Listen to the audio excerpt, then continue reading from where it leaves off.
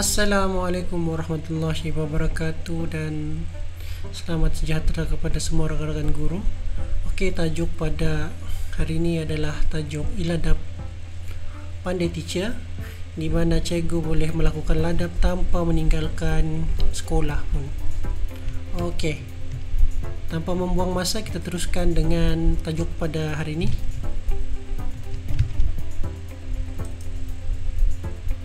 Oke.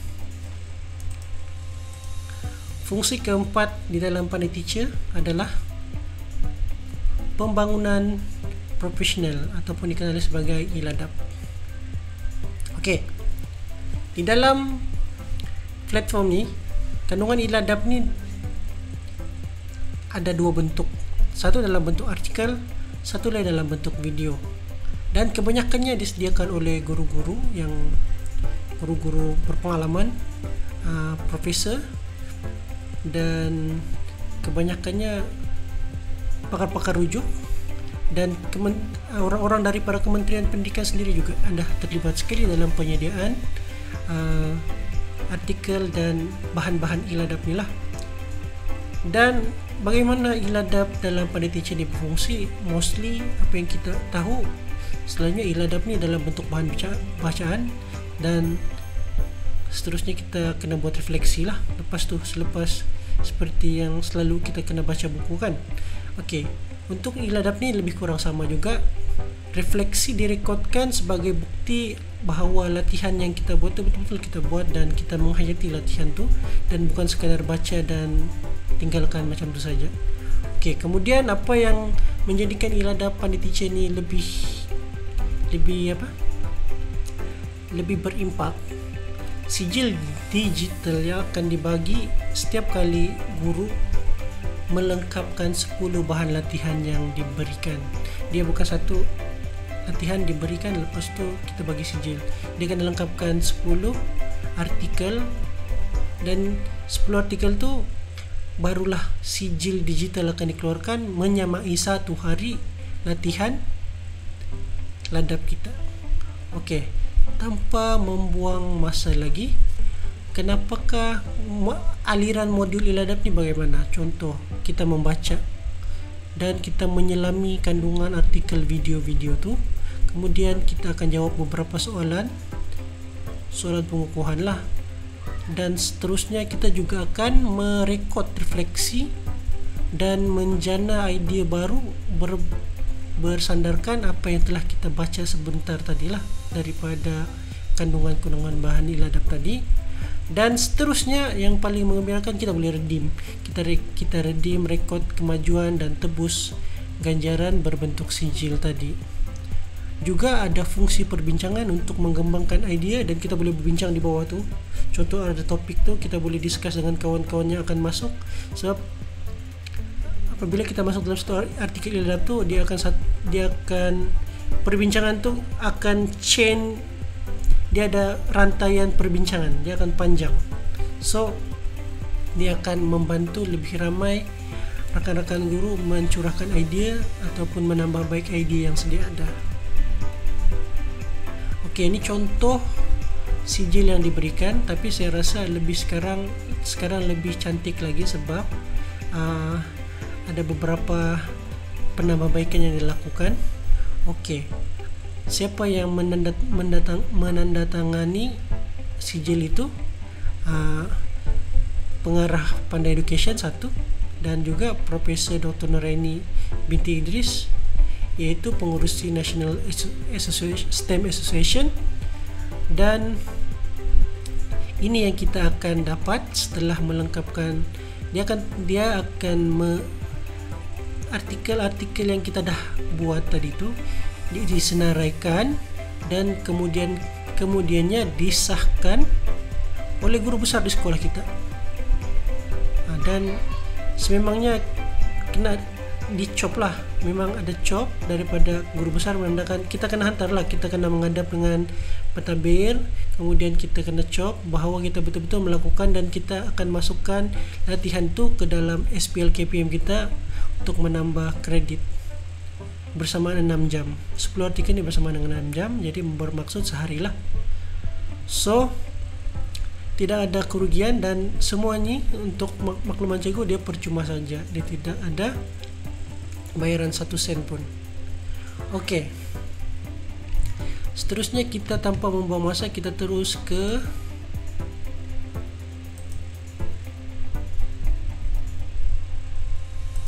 ke sharing screen untuk pandai platform. Oke, platform yang cikgu lihat sekarang ini adalah platform yang sebelum ini cikgu dah lihat macam mana saya dah login. Jadi jangan lupa untuk daftar, karena daftar adalah percuma. Menggunakan email MOE untuk pengesahan pantas, dan apabila cikgu dah login, cikgu klik iladap. Oke, di sini ada 1, 2, 3, 4, 5, 6, ada 6 kapsul dan akan ditambah baik sepanjang masa. Dan antara penulis artikelnya adalah atau Profesor Dr. Raini sendiri, dan sarjana daripada UPSI, dan juga mantan Nazir Kanan Kementerian Pendidikan Malaysia. Ada banyak penulis kita yang menyumbangkan artikel-artikel ini, dan diharapkan agar rakan-rakan guru tidak segan untuk menekan emoji-emoji yang ada di sini untuk kita boleh tekan emoji untuk bagi respon kepada artikel-artikel ini. Jadi salah satu bentuk penghargaan secara tidak langsung, memberikan semangat kepada penyumbang artikel iladap ni lah dari semasa ke semasa. Dan suka saya ingatkan di sini, apabila kita cari satu artikel untuk dilihat. Oke, ini artikel contoh kaedah mengurus beban kerja menanda tugasan pelajar. Oke, dia ada berbentuk artikel, kita baca dan seterusnya. Apabila disoal mengapakah guru tidak digalakkan memberi terlalu banyak komen kepada seorang pelajar, di sini akan menguji profesionalisme seorang guru di dalam mengendalikan tugasan hariannya. Secara tidak langsung jawapan ini terpapar, dan guru besar kita boleh lihat sendiri jawapan yang kita bina, dan bermaksud kita belajar sebenar-benarnya membaca artikel itu dan mengaplikasikan apa yang kita buat dalam tugasan sebagai seorang guru. Oke, bila kita ada jawab, contohlah saya jawab, mengapakah guru tidak digalakkan memberi terlalu banyak? Oke,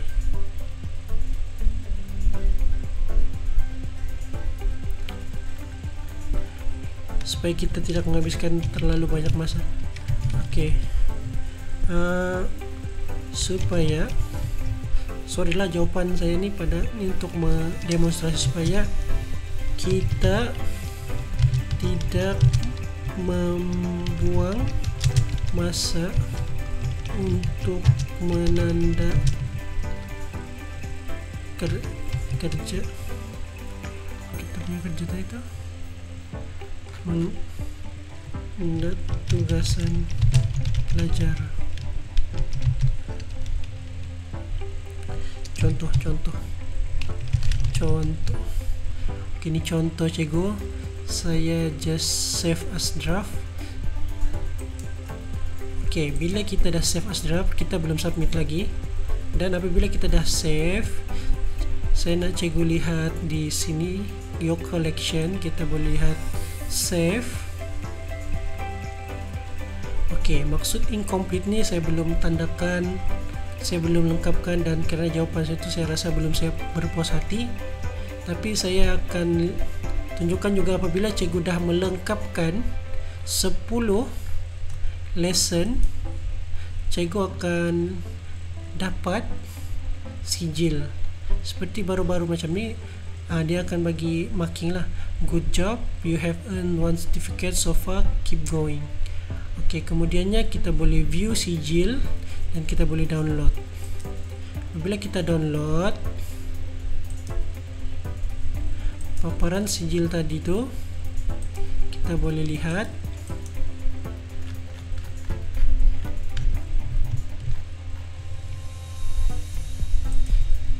paparan sijil tadi itu kita boleh lihat di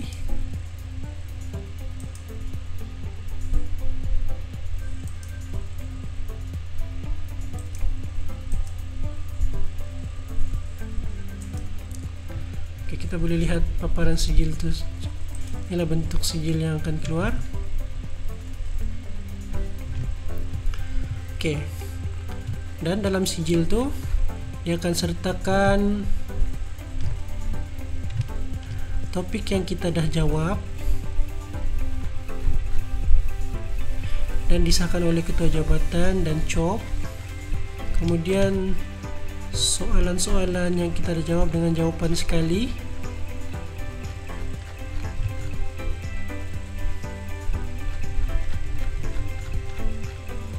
Oke, kita ada 12 dan benda ini kita boleh simpan di dalam file sebagai bukti kita dah melakukan iladap pada hari berkenaan.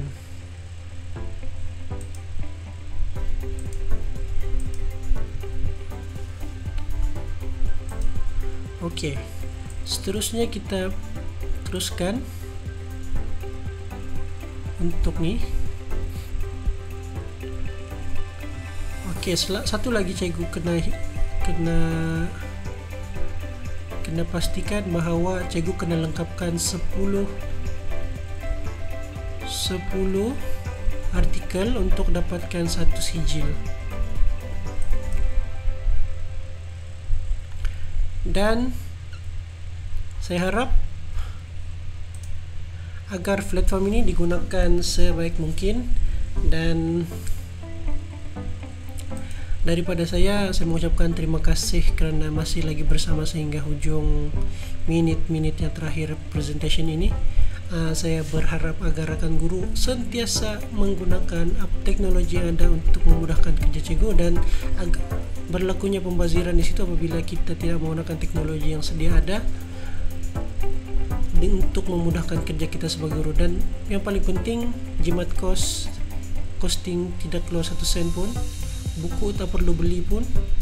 Yang penting kita tahulah di mana nak menggunakan iladap ini. Dan saya rasa daripada saya itu saja pada hari ini. Saya mengucapkan terima kasih sekali lagi. Semoga sentiasa bersemangat, berinspirasi, berilmu, dan sentiasa maju jaya ke hadapan untuk mendapatkan ilmu pengetahuan baru. Dari saya sekian dan terima kasih.